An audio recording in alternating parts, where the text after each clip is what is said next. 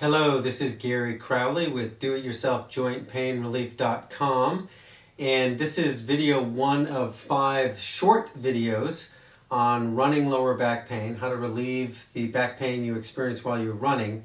And my goal in this very short 5 video series is to show you the 5 main culprits of what could be causing your pain, run through them one in each video so you can assess where your issues might be, because everybody's a little different. Video 2 and 4 might be your main issues, video 1 and 3 might be, but I want to have you go through these exercises with me. If there's not an issue there, then you don't need to deal with it, but when you find it, then I want to give you the tools to basically free yourself so you can run without lower back pain. So here in video 1, I'm going to show you one of the main culprits I've found over more than a few decades of running that causes lower back pain. So the number one culprit in my experience is your hamstrings. And so I'm going to give you 3 hamstring stretches to try, and basically you can do any of them or all of them. Ideally you would basically try them all and do them all, but if there's 1 or 2 you really like and it gets the job done, that's fine with me. So the first one we're going to do here is my very favorite hamstring stretch that you may have seen on other parts of my website. But basically you stand with your legs about shoulder width apart, your feet shoulder width apart, pointing straight ahead, the weight in the balls of your feet, and you just let your body drop forward and see where it naturally would fall without you trying to force it. Your legs are straight, and then wherever you fall, you might end up here, you might end up already be on the floor. I tend to fall kind of around here. And with your legs really nice and straight, no sense in cheating, you're going to flex your quads and push yourself into the stretch more. When you flex these quads, your brain wants to let your hamstrings go because these they oppose each other. So I'm hanging about here. I'm going to flex these quads as hard as I can. I'm going to force myself down to the floor. Again, the weight's in the balls of my feet. So I'm kind of going that way a little bit because the weight's in the balls of my feet. I'm falling right into that. And you will probably feel that from your heels all the way up to your low back. Now, if you're not tight at all, if you can just drop right into that, then good for you. You don't probably have hamstring issues. Me, when I do this, I feel some tension up there. I could probably do this stretch. Oh, if I spend a few minutes doing this, it'll let go and my hamstrings will probably be in a good place. So that's my favorite stretch. If you did that 3 sets of 3, 3 times a day, so if we're sticking with prime numbers, then very quickly your hamstrings would let go. And if you just hold each one for 10 or 15 seconds, as long as you can, these are flexing as hard as you can, and very quickly that will help those. That's my favorite hamstring stretch. But I really like this one too. This is just a bow staff. It's rattan. It bends a little bit. That I like to stretch that I'm going to show you for my next stretch. But you can use anything. Before I got this, I used a broom handle that I unscrewed from the broom in my garage, and I stood here with this. You could probably just use a regular broom if you have a tall one. But all I want you to do is stand with your feet about double shoulder width apart. Pick a side. I'm going to put this on the outside of my right foot, kind of right down the middle, the outside of my right foot. I'm going to have my upper hand on about eye level. And then I'm just going to very gently, with my neck nice and relaxed, I'm going to come down as far as I can and reach over and grab this stick. Now I do that, I feel that in my right hamstring. Okay, and then what I'm going to have you do is just gently move that knee, bend that knee and straighten that leg. Bend it and straighten it. And that tension starts to go away because that hamstring is releasing. Now, if I start adding a little side to that, I get another deeper stretch. And then, after I do regular front, back, side to side, now I'm going to scoop my hand down a little lower. Now I cheat my upper hand down a little bit when I do that. But now I'm even lower, and I start over again. Now I feel that hamstring again. So I go forward and back, and then with this leg straight, basically I go to the side, and that's just a wonderful stretch.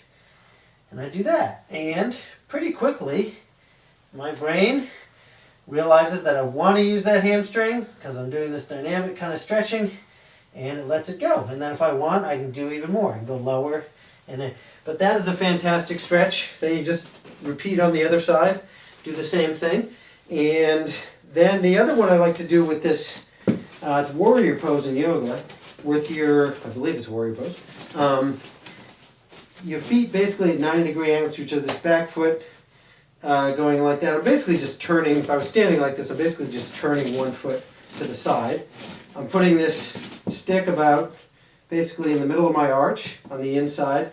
And then I like to have this hand again a little above maybe my eyes, a few inches above my eye height. And then I'm just going to come down and I'm going to grab this as best you can. No sense in forcing yourself too much. And I feel that in my hamstring. And if I scoot out a little bit more, I feel it even more. And if I try to bring this front pelvic bone back a little bit, if I push it back, I really feel it in my hamstring, and it's nice.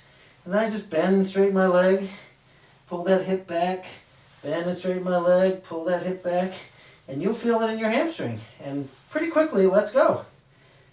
And I like that one. Then if I want to do the other side, I just switch it up. Again, I like it a little above my eyes. I come down, I grab that. And then, if I come down even more, yeah, then I really feel it. I just stretch, straighten that leg, bend that leg, and I really feel that in my hamstring. If I pull that hip, see if I pull this hip back, then I really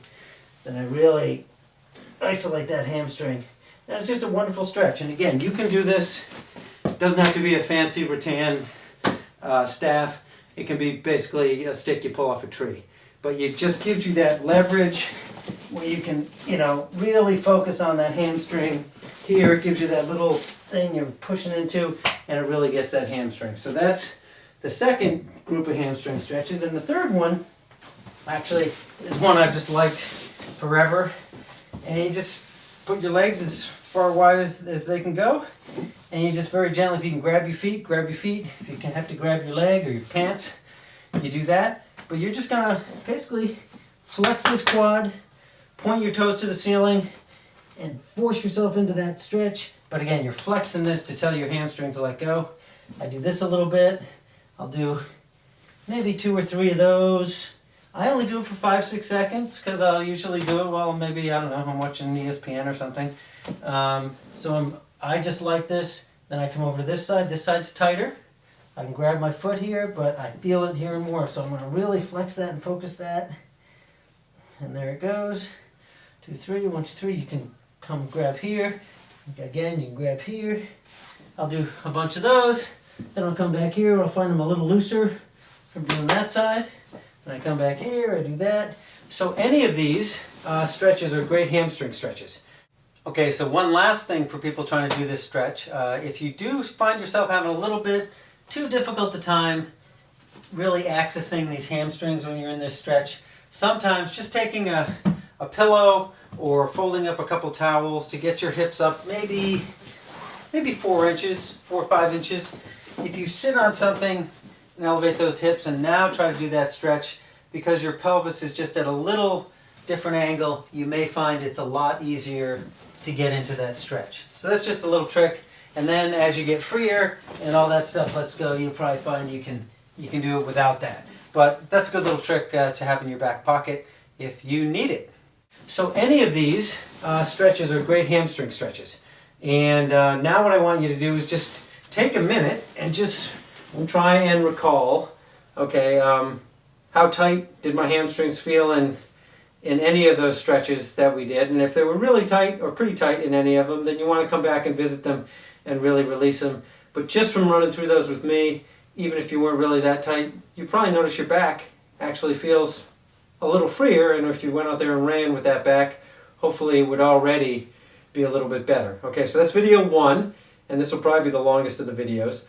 In video 2, I'm going to show you how to release the second main culprit for running lower back pain, and that's these hips. And so I thank you for your time, and I will see you at video 2.